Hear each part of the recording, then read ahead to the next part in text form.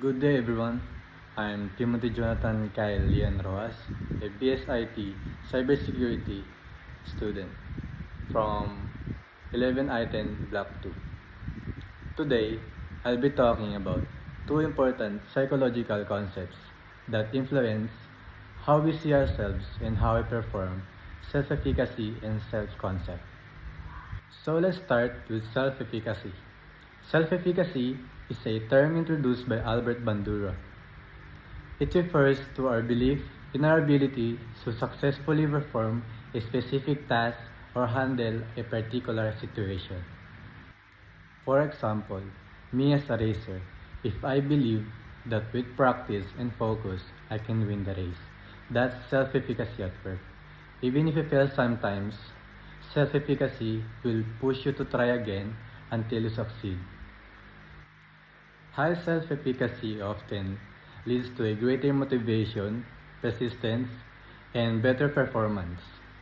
On the other hand, low self-efficacy can cause doubt, avoidance, and giving up easily. So next is self-concept. The modern idea of self-concept is most associated with Carl Rogers. He defined it as an organized and consistent set of beliefs and perception we have about ourselves. For example, I see myself as a competitive motorcycle racer. Racing isn't just a sport for me, it's part of my identity. I believe I'm fast, determined, and disciplined on the track. Being a racer defines who I am and how I live my life.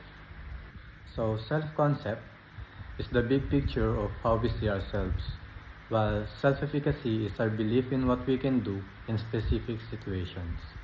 Together, they influence how we face challenges, make decisions, and grow as individuals.